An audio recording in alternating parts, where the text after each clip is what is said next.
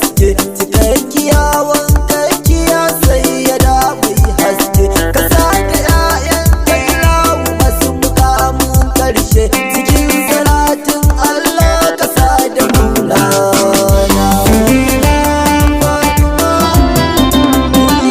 Assalamu alaiki sayyada ma'asuma, zuciyar annabi ina gaida ke ma'aluma. Farin cikin Allah da bayi a yayi kinima, magajiyar annabi Fatima ina gaishe ki. Mukami ne ba a fi ki ba madaniya, kin wuce girma har isa a yashin siya.